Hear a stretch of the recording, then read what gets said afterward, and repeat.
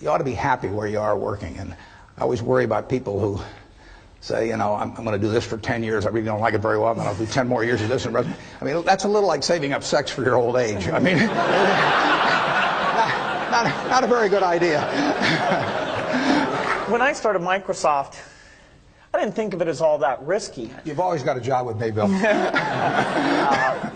And the thing that was scary to me wasn't quitting and starting the company. It was when I started hiring my friends and they expected to be paid.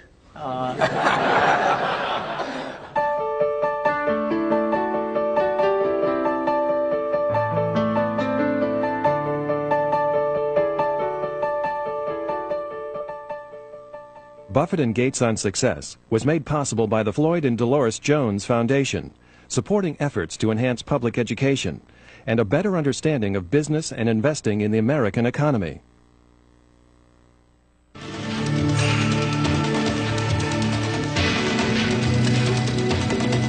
This program is brought to you by the NASDAQ stock market. Timely investment information is available at NASDAQ.com. And by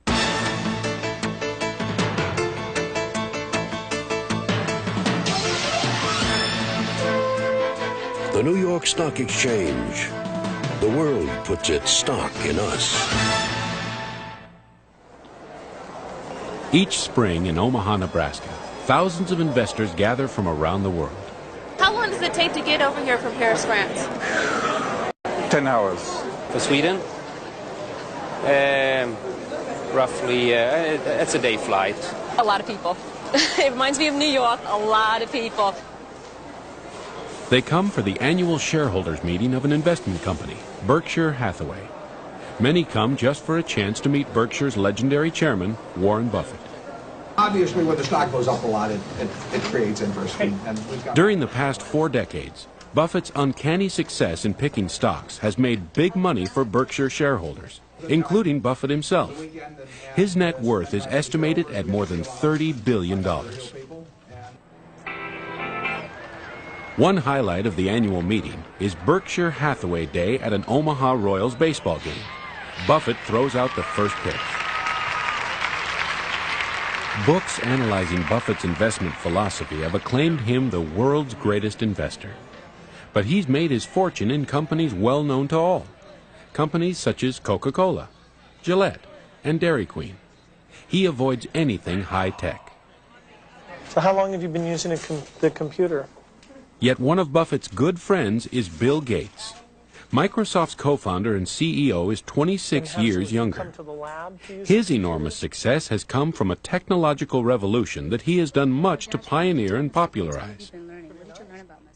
Gates started Microsoft with his high school friend Paul Allen when Gates was still in his teens. Their investment, $1,500. The ski jumping, that's pretty exciting, isn't it? Today, Microsoft's annual sales exceed $14 billion. It is the world's leading developer of software for the personal computer. And Gates is the PC's globe-trotting evangelist, celebrating its many benefits. Am I going to have time to get everybody? Okay. Success has made Bill Gates the world's wealthiest and perhaps most famous entrepreneur. It also has made Microsoft a target of controversy.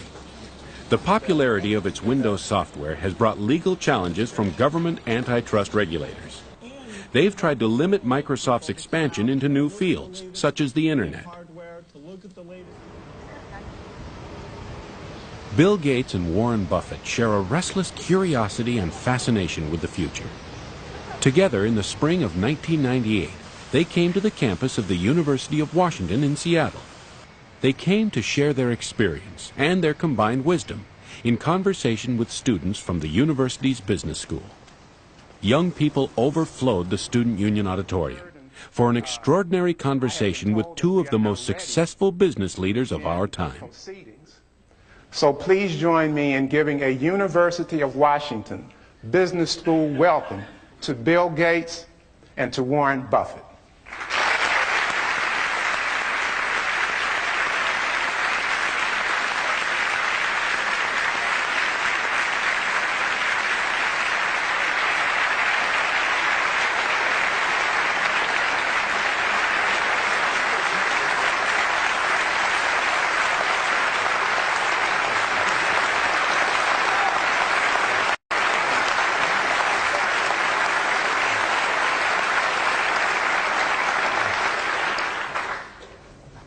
Well, I thought I ought to start this off by announcing that Bill and I have a small bet as to who would get the most applause. And I suggested that I bet my house against his, but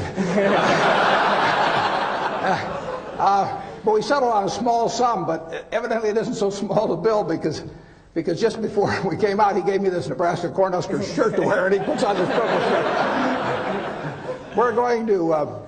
We're going to answer your questions. Whatever you want to talk about is fine, and we don't want any softballs. And I thought by wearing this Cornhusker shirt that I could guarantee hardballs right in my head. When we went to the game last year, about halfway through the first quarter, Bill said, "What's that big N stand for on those guys of yours?" I said, "Bill," I said, "what the hell?" I said, "It's knowledge." We all agree on that in Nebraska. Well, they've asked us to start out talking with the two of us on one question, but then it's going to be your questions, and we're going to just have you line up behind the microphones, and we'll go back and forth. They did ask that we might start off with talking about sort of what got us here, and it's pretty simple in my case. It's not IQ. I'm sure you'll all be glad to hear that. But everybody in this room has more IQ than they need to do my job. The big thing is rationality. And in other words, I always look at IQ and talent as sort of representing the horsepower of the motor. But then in terms of the output, the efficiency with which the motor works, that depends on rationality, because a lot of people start out with 400 horsepower motors and get 100 horsepower of output, and it's way better to have a 200 horsepower motor and get it all into output. And so why do smart people do things that interfere with really getting the output they're entitled to? And it gets into habits, into character, into temperament, and it really gets into behaving in a rational manner. It's not getting in your own way. As I say, everybody here has the ability absolutely to do anything I do and much beyond. And some of you will, and some of you won't. But it will. The ones that won't, it will be because you get in your own way. It won't because the world doesn't allow you to. It will be because you don't allow yourself to. So I have one little suggestion for you. Pick out the person in the class that you admire the most, and then write down why you admire them. Put down a list of qualities. You're not to name yourself in this. And then put down the one that frankly you could stand the least in the whole group, and put down the qualities that turn you off in that person, and look at that list, and you won't find it's a bunch of things like throwing a football 70 yards or anything of the sort. The qualities of the first one that you admire are qualities that you, with a little practice, can make your own, and which, if practiced, will become habit forming.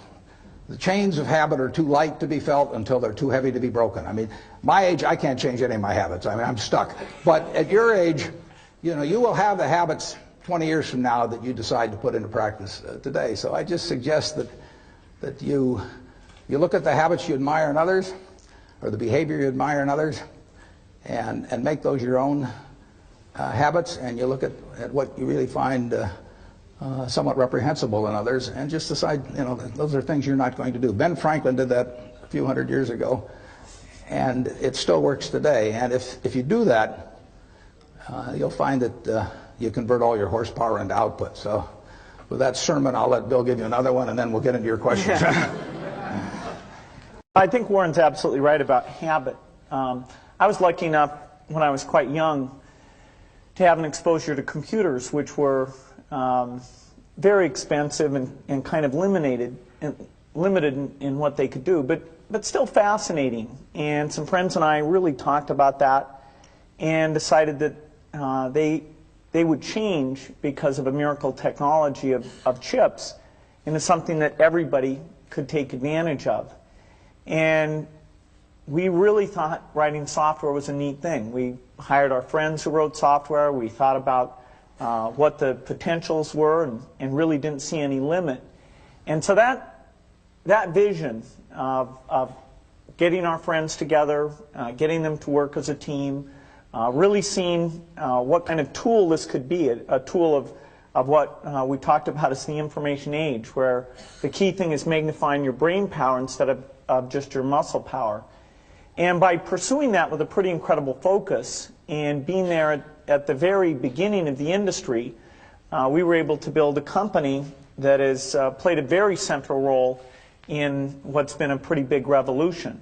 Now, fortunately, the revolution is still at the beginning. It was 23 years ago when we started the company, but there's no doubt that taking the habits we formed and sticking with those, which would be hard to change, the next 23 years are going to give us a lot more potential and maybe even get us pretty close to that original vision, which was a computer on every desk and in every home. And that's a fun thing to be involved with. Okay, fire away. I was wondering how you define success personally. Well, I can certainly define happiness because that's what I am. I mean, and if that I mean, I get to do what I like to do every single day of the year, and I get to do it with people I like. I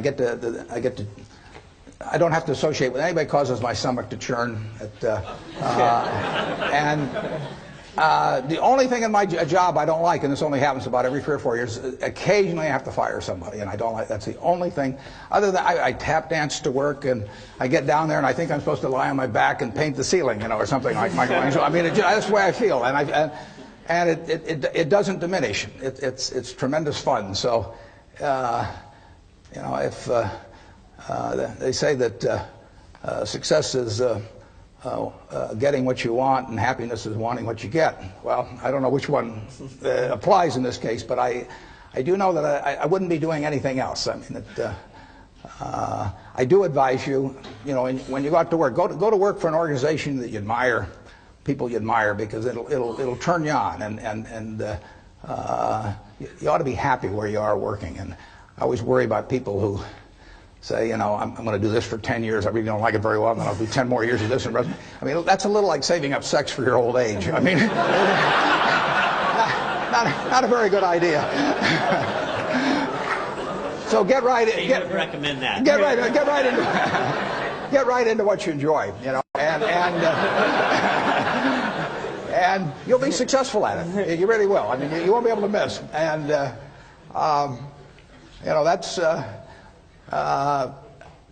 I don't regard what I do as the most important thing in the world at all, but it's right for me. I mean, I happen to be wired in a certain way that what I do works in this. If I had to do what Bill does, I mean, it lasts about 10 minutes, and that's true of a lot of things. But luckily, I kind of stumbled into the thing that I do best, and that it's worked out well.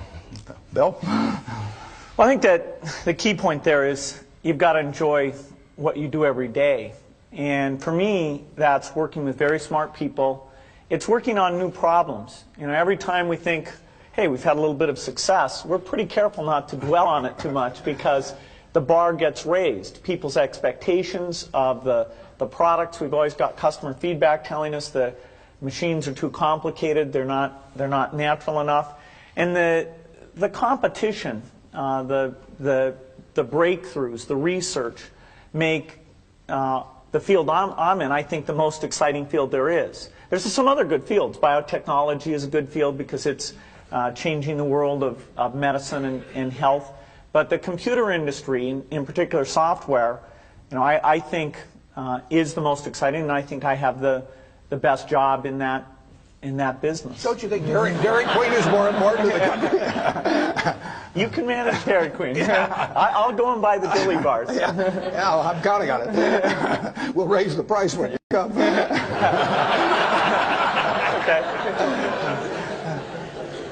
You don't want to get in. I have turned down business deals that were otherwise decent deals because I didn't like the people that I would have to work with. I didn't see any sense pretending it. And to get involved with people that really cause your stomach to churn. I say it's a lot like marrying for money. That it's probably a bad idea under any circumstances, but it's absolutely crazy if you're already rich, right?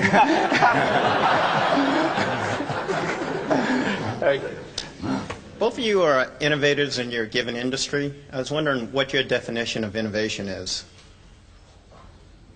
Well, I don't do a lot of innovating in what I do. I mean, my job, I really have just two functions in my job. One is to allocate capital, which I enjoy doing, and the second one is to have a group of managers, to keep a group of people, 15 or 20 managers, enthused about what they do when they have no financial need to do it whatsoever. At least 3/4 of the managers we have are rich beyond any possible financial need, and therefore my job is to figure out how to cause them to want to jump out of bed at 6 in the morning and work with all of the enthusiasm they did when they were poor and starting. And if I do those two things, they do the innovation. But Bill innovates. Now he can tell you about it. Well, the technology business has a lot of twists and turns, and that's why, partly why it's such a fun business, is that no company gets to rest on its laurels. IBM was as dominant or more dominant than any company will ever be in technology. That's just not going to happen again. And they had the smartest people, and they had all the customer feedback, and yet they missed a few turns in the road. And so that makes you wake up every day thinking, let's try to make sure today's not the day we miss.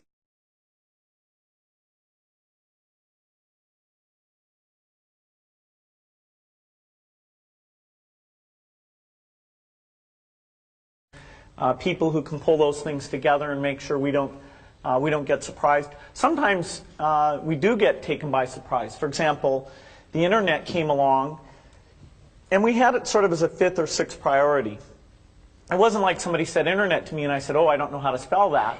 I said, yeah, I got that on my list, I'm okay.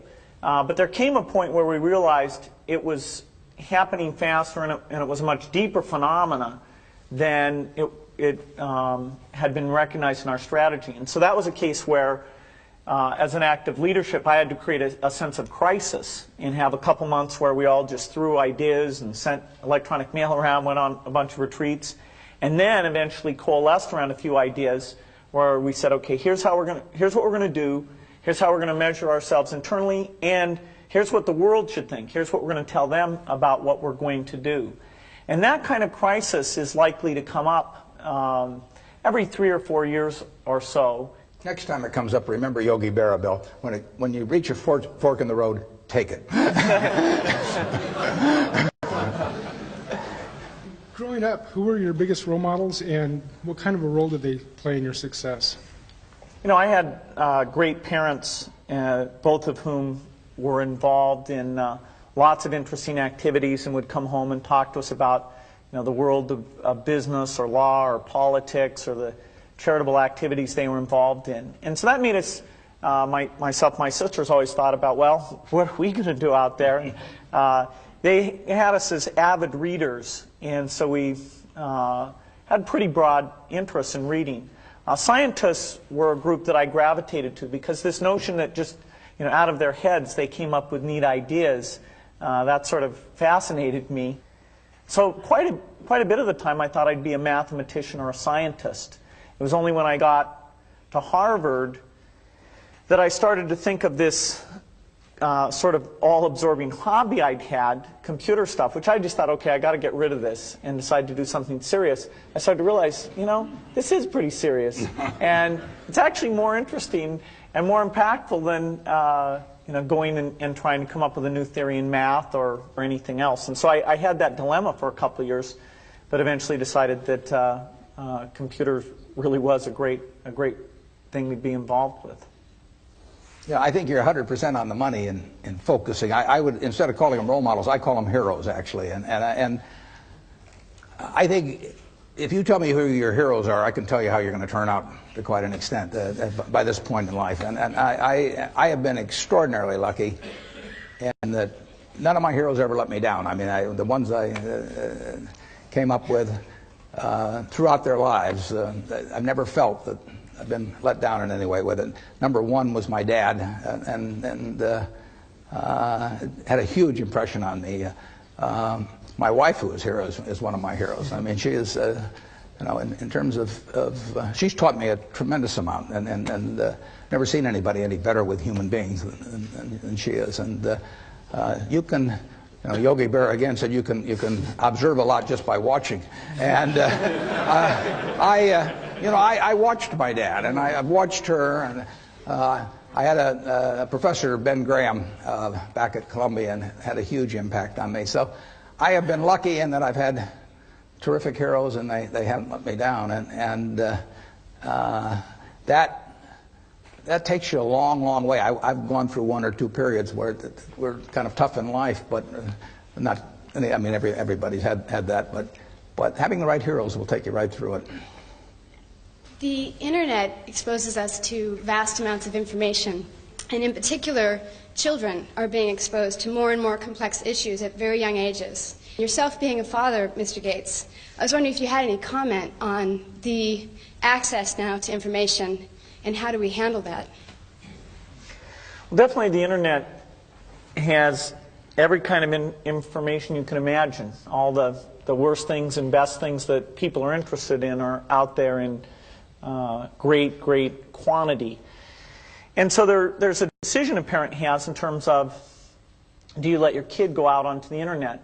One great thing about the internet is if you set it up the right way, there's a log of exactly what the person's gone and looked at. And so you have to decide up to what age do you think it's legitimate that you have access to see where they're going and what they're interested in. And personally, I'd rather see what my kid is interested in and talk to them about it than try and block altogether them ever learning anything about it. Because someday in their life, whether it's a magazine or a friend or a terminal that I don't control, if they're curious about something,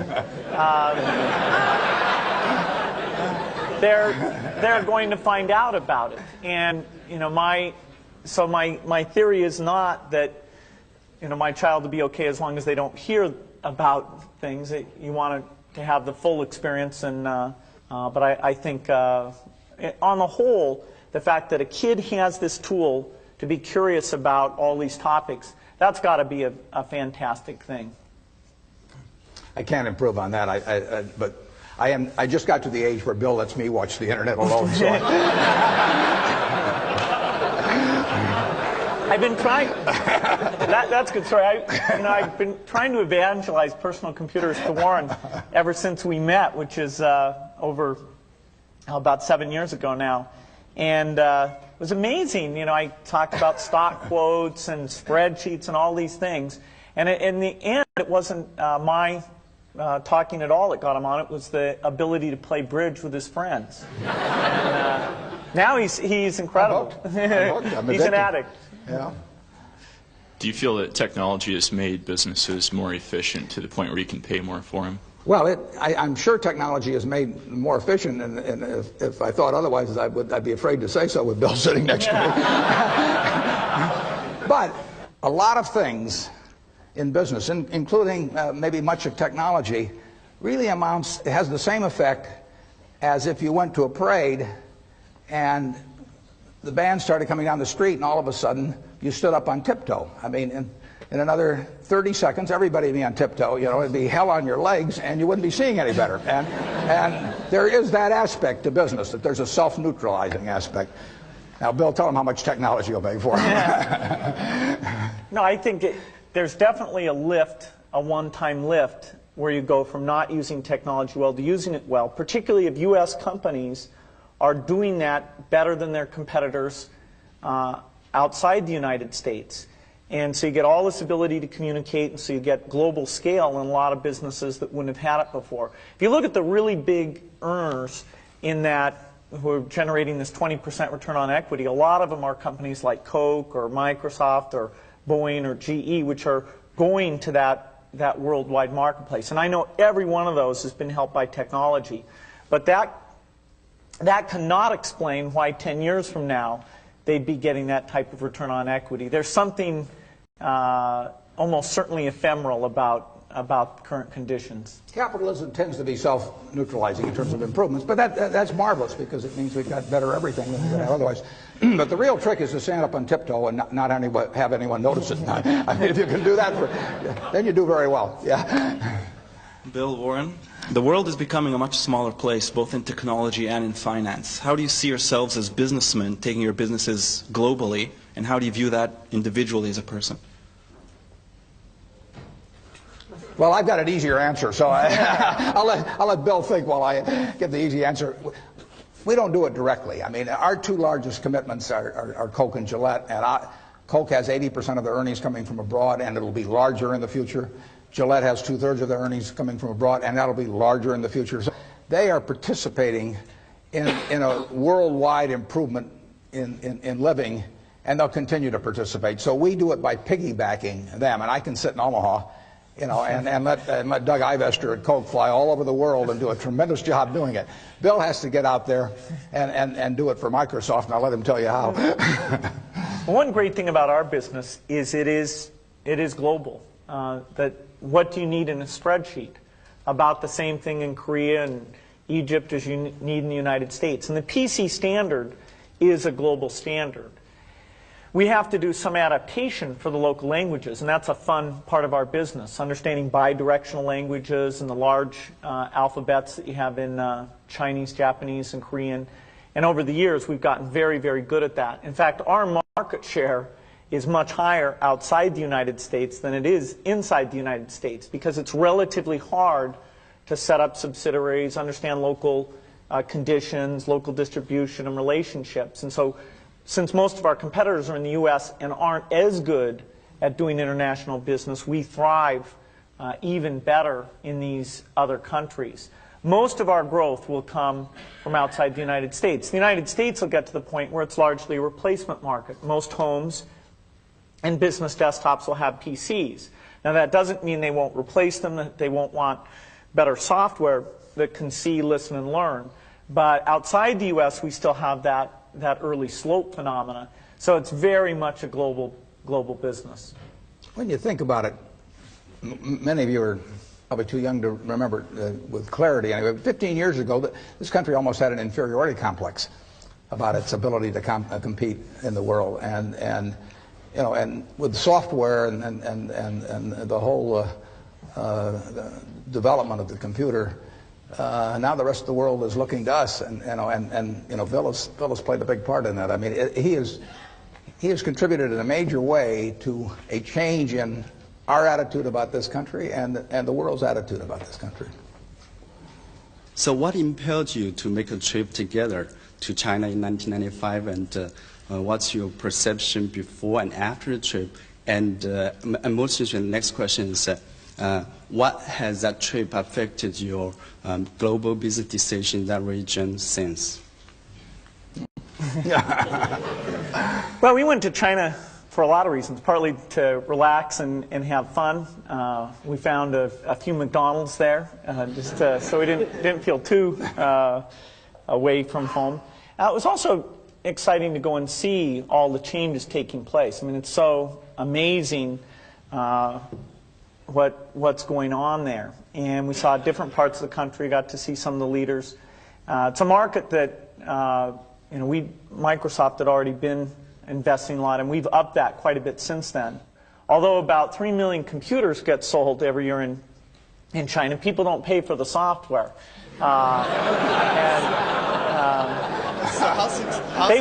They will, though. It's sort of as long as they're going to steal it, we want them to steal ours. They sort of get addicted, and then we somehow figure out how to collect sometime in the next decade. So, you know, it's a great place to be involved in, and it was a lot of fun, which was, I guess, the key goal. My family was amazed I went. I'd never traveled more than maybe, you know, the outer reaches of the county in Nebraska, and I just went and had a terrific time, and also confirmed my feeling that there were going to be a lot of Coca-Cola sold there in the future.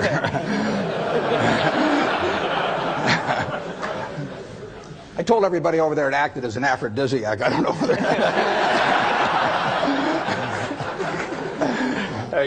As two of the most successful business people in the country, what role do you see for yourselves in giving back to your respective communities? And how do you use your influence to get others to give back as well? Well, I think we both have a quite a similar philosophy on that. I know in my own case that 99% plus will go back to society, and that'll actually count everything that my family and I have lived on during our entire lifetimes. But just because we've been treated extraordinarily well by society. You know, I'm lucky. Bill said if I was born a long time ago, I'd have been some animal's lunch. You know, I mean, I don't run very fast, you know, but I'm wired in a particular way that in a market economy, big capitalist economy, lots of action, I'm well adapted for that. I'm not adapted for pro football. I'm not adapted for violin playing. I happen to be in something that pays off huge in this society. And basically, I get the fun of playing around with that while I live, but it will all go back to society, and I think it'd be wrong to be otherwise. Frankly, if I'd been dropped down in some remote country or in almost any other place in the world, I wouldn't have been worth a damn. I mean, I am here because of a tremendous society that surrounds me, and the fact that I happen to be well adapted to a certain part of it, and so it's all going to go back to society. And I know Bill feels very similar. I think that's a great philosophy. Not to mention the fact that passing along lots of money can be a bad thing for the people who receive it. They might not think so at times, but no, I've never put it to a vote.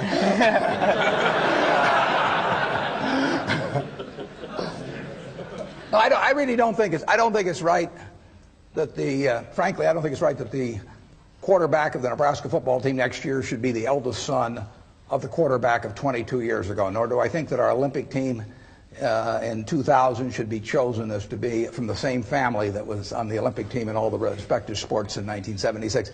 I mean, we believe in the meritocracy when it comes to athletics and all kinds of things. Now, why not have a meritocracy in terms of what you go out into the world with in terms of the productive goods? Let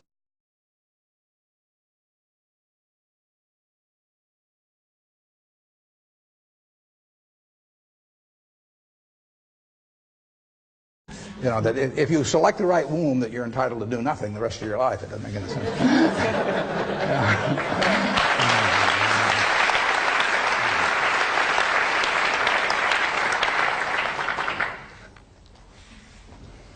Hi, there's been a lot of discussion about how the information age is revolutionizing society.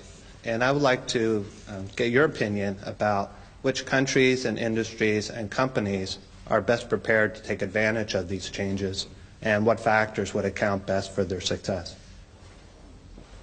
Maybe I'll start with that. If you look at what's happened in personal computers or what's happened in business in general, in terms of how we allocate capital and let labor move around, the United States has emerged in a very strong position. And so the first beneficiary of all this information technology will be the United States. There are a few other areas like Singapore, Hong Kong, the Scandinavian countries, where they're adopting the technology at basically the same rate that we are. There's a few countries that even relative to their level of income are going after the technology because they believe so much in education. In Korea and many parts of China, we see incredible penetration of personal computers, even at very low income levels, because they basically decided it's a tool to help their kids have access to information and to get ahead. The whole world is going to benefit in a big way. You know, there'll be this shift where instead of your income level mainly being derived by what country you're in, it'll be derived by what your education level is. So today, a PhD in India doesn't make nearly as much as a PhD in the United States. Well, as you get the internet allowing services and advice to be transported as efficiently as goods are being transported through shipping and all those things, then you'll get essentially an open market bidding for that engineer in India versus the engineer here in the United States. And that benefits everyone because you're taking better advantage of those resources and people are better off. So the developed countries will get the early benefit from these things. In the long run, the people who are lucky enough to get a good education in developing countries will actually get an absolute, the biggest boost from all these things that go on. I didn't get it at first, but it's huge, and it will change the world, the technological revolution, in dramatic ways and quickly. Ironically, our approach to that is just the opposite of Bill's, but that his is the right one for the world. Ours is the right one for me. I look for businesses where I think I can see what they're going to look like in 10 or 15 or 20 years. We don't own any, but if you take Wrigley's chewing gum, I don't think the internet's going to affect how people chew gum. You know, and Bill probably does. I mean, but I don't think it's going to affect the fact that Coke will be the drink of preference and will gain in per capita consumption around the world. I don't think it'll change whether people shave or how they shave, or the fact that they like a better shaving system, as the Mach 3 is going to be very shortly, I might add.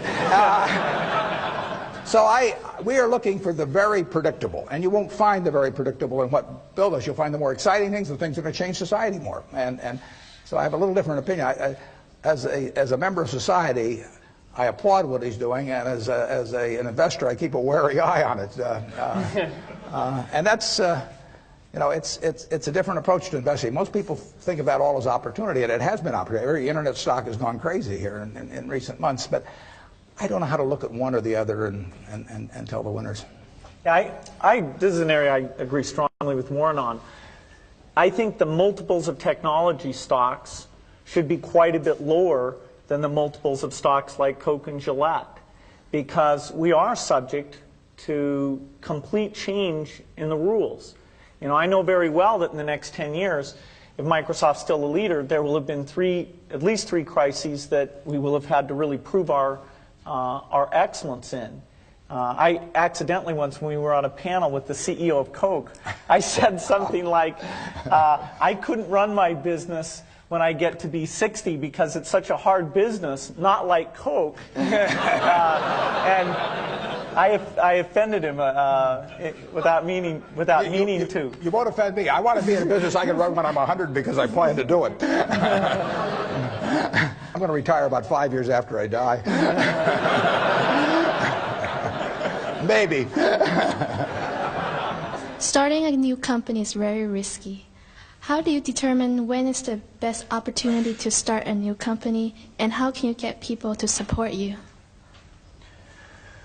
Well, when I started Microsoft, I didn't think of it as all that risky. I mean, I was so excited about what we were doing. It's true I could have gone bankrupt, but you know, I had a set of skills that were highly employable, and in fact, my parents were still willing to let me go back to Harvard and finish my education if I wanted to. You've always got a job with me, Bill. And the thing that was scary to me wasn't quitting and starting the company. It was when I started hiring my friends and they expected to be paid. And then we had customers who went bankrupt, customers that I'd counted on to come through. And so then I got this incredibly conservative approach that I wanted to have enough money in the bank to pay a year's worth of payroll, even if we didn't get any payments coming in. And you know, I'm almost true to that the whole time. We have about $10 billion now, which is pretty much enough for the next year. Anyway, you know, if you're going to start a company, it takes so much energy that you know it better overcome your feeling of risk. I don't think that you necessarily, if you're going to start a company, should do it at the start of your career. I think there's a lot to be said for working for a company, learning how they do things. You know, if you're young, it's hard to go lease premises. They made that hard for me. You couldn't rent a car when you were under 25 at the time, so I was always taking taxis to go see customers. And the people would, you know, people say, well, we're going to go have a discussion in the bar. Well, I couldn't go to the bar.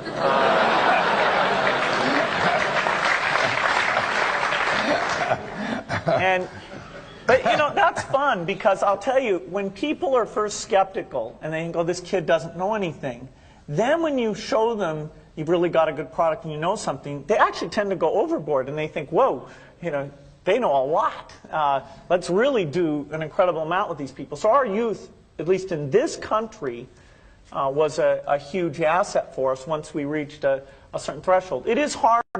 It's hard to hire older people because they'll be a little bit conservative about whether they should come and take the risk. And it took 3 or 4 years before we could go out into the normal sort of employment pool. But those problems that come with starting a firm, you better think of those as part of the pleasure, part of the challenge that is part of the excitement.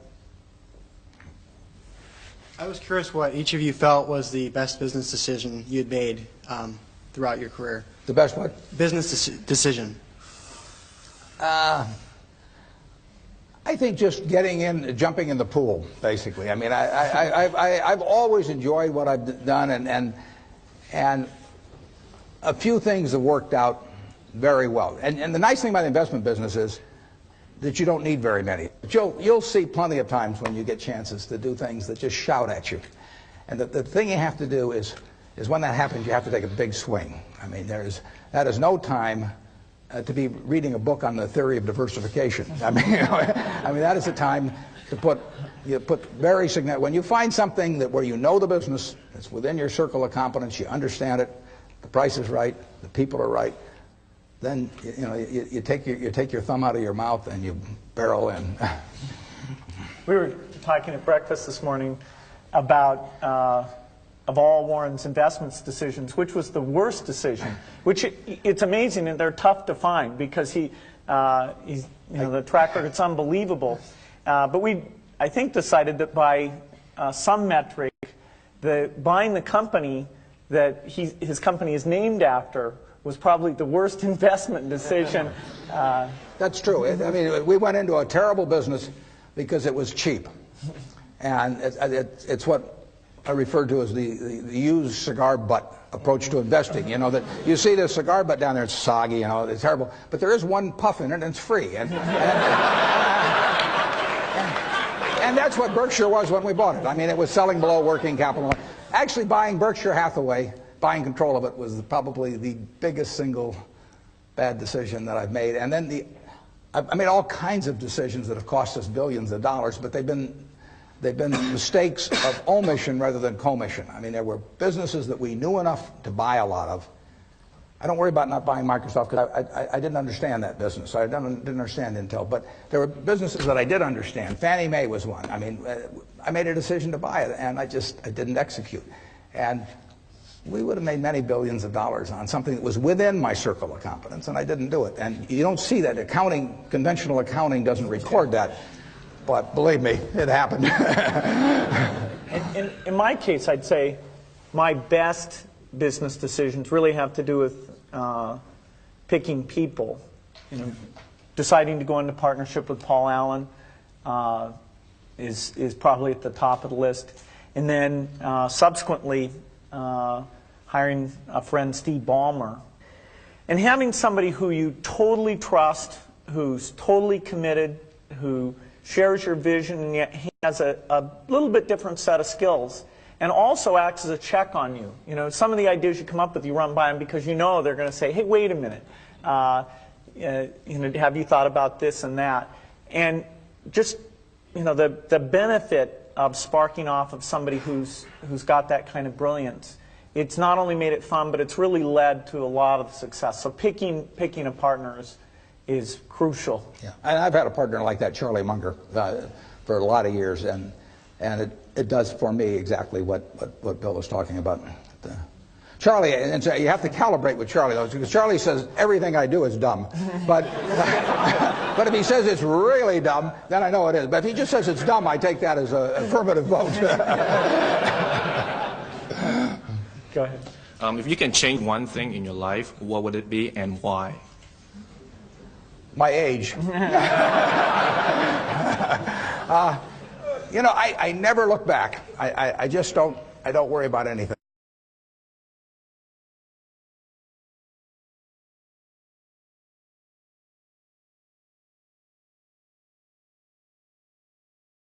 I mean, I could have been a lot better looking, or I could have been a better athlete, or all that stuff. But so what? You play the hand you get, you play it as well as you can, and you're thankful if you're lucky enough. The odds were, when I was born, the odds were over 50 to 1 against me being born in the United States. I mean, I had a 2% probability, you know. If I'd known that, I might have given up and not come out. I mean, but here it was, you know. I was lucky enough to be born here, and I was lucky enough to have two terrific parents, and they raised the three kids in a way that helped me enormously in life. So, I mean, when you got all that going for, I just don't think you look back and think about anything that could be changed better. I'm thankful. Isn't there at least one bridge hand you would have played differently? Well, I have a partner who says I should have played every bridge hand differently. I asked her one time, I said, how should I have played that hand? And she said, under an assumed name.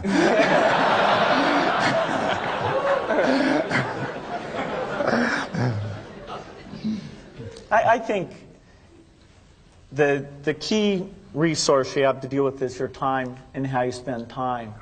And I'm pretty rigorous at looking back each year. I even get my friend Steve Ballmer to come in and look at my schedule and criticize, hey, you didn't really need to spend time on this or that. And that's pretty useful because, you know, if I can get more time to sit down with the engineers, if I can get more time to get out with some customers, those are the things I just love to do. And you know, it just gets me excited. It clears my mind, and so, you know, I'm always trying to make sure that I'm only doing the things that are important.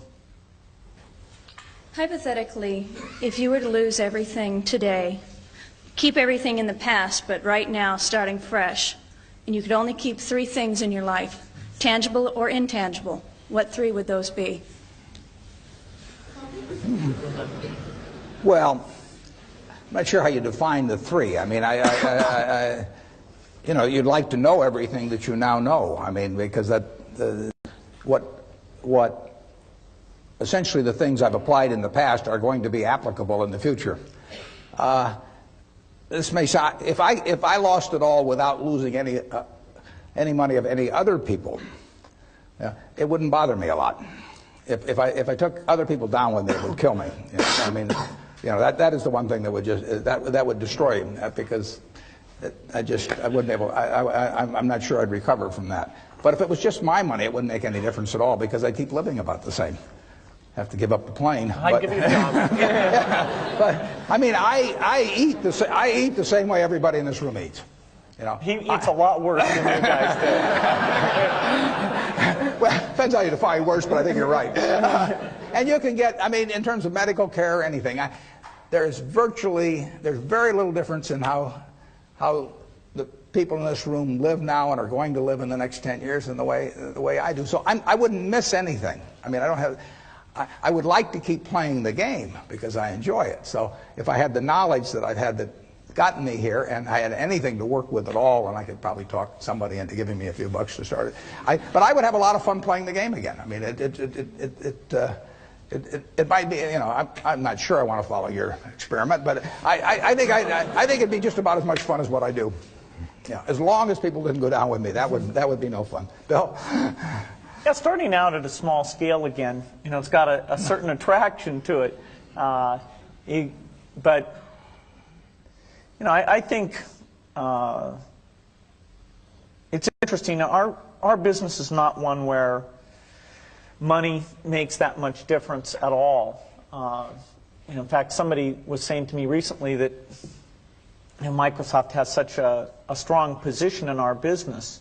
And I was saying, hey, if you took 30 of the top people and drafted them over to the other team, the score would change, you know, very, very quickly. First of all, not only would the 30 go, the people who like working with the 30 would go with them. And so that there's not some asset there. It's, you know, all the products are going to be obsolete very, very rapidly. It's the people and their sense of how to do things and their enjoyment and working with each other. And, you know, it'd be a shame to give that up. But, you know, starting another company like that again, I'd have a blast doing it. In light of public controversy that's caused a lot of confusion in my mind and has polarized most of my friends and associates, and perhaps has caused one or both of you to lose some sleep, I'd like to ask you to share your perspective of what purpose or what appropriate role antitrust legislation should play in American business? I am no antitrust scholar. I think well, I met Bill 8 years ago, and he's a terrific teacher, and so he spent about 6 or 7 hours explaining his business to me. And he actually, I mean, here I am, the world's biggest dummy on technology, but he explained it to me pretty darn well. And when he got through with it, I bought 100 shares of stock just to keep track of him. And I think that shows two things. One is that I've got an IQ of about 50. And the second is, I didn't think he had any monopoly.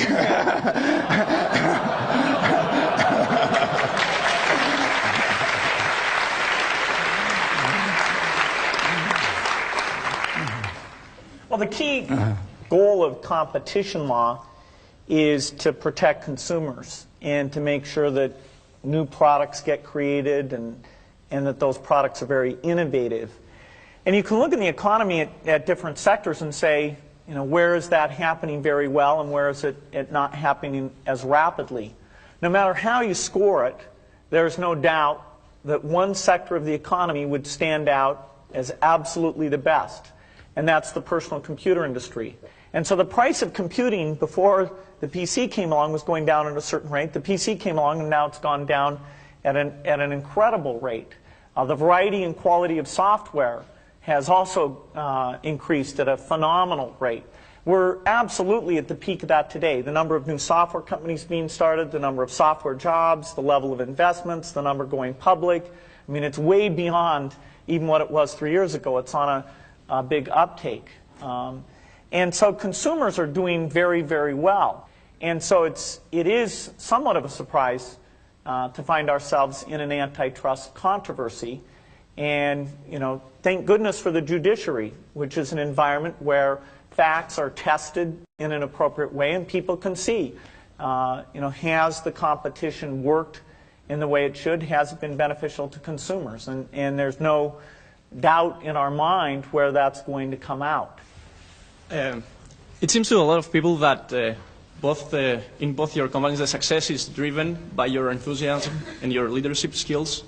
How do you see your organizations in the post-Buffett and post-Gates era, and how do you prepare your companies for that period? Well, your assumption is wrong, because I will keep working until about 5 years after I die, and I've given the directors a Ouija board, and they'll be in touch. But if the Ouija board it doesn't work, we have outstanding people that can do what I do. And we've got the people identified to do that, and the board of directors of Berkshire knows who they are. And in fact, I've got a letter. I've already sent out a letter that tells what should be done, and I've got another letter that's addressed, which will go out at the time, and it starts out, "Yesterday I died," and then it just tells what the plan for the company is, and it's all taken care of. It's all written. I put down at the bottom of it, I put "dictated but not read."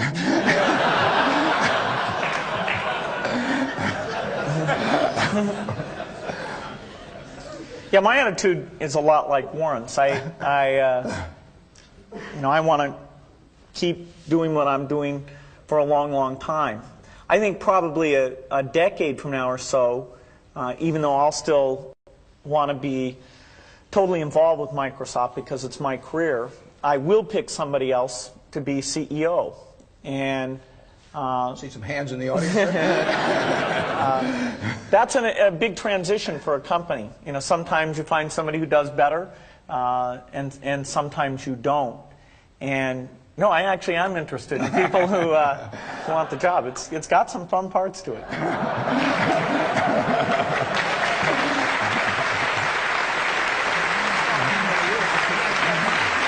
I just want to make certain that they hear that we specifically and formally thank Warren Buffett and Bill Gates for visiting the University of Washington Business School. And please show them your appreciation as I show them out of the auditorium. Thanks again.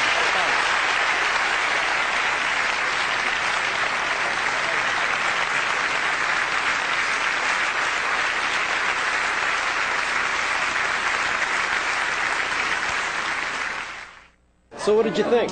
Both Bill and Warren were both very entertaining. And a lot of the questions are on a personal basis, so that was kind of nice to see another side of them as opposed to the business side. Warren Buffett's comments about being true to yourself and following what it is that feels right ring true to me. That was good to hear that message, especially from someone who's been so incredibly successful in what he's done. Both of them mentioned about in order to succeed, you must be happy in what you do, and that I find it to be much more important than acquiring wealth and fame, in the sense that you have your internal sense of achievement, that you have done something that is different.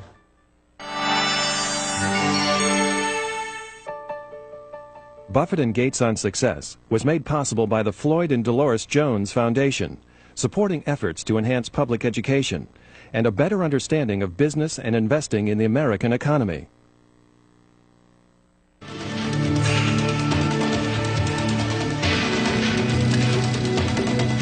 This program is brought to you by the NASDAQ stock market. Timely investment information is available at NASDAQ.com. And by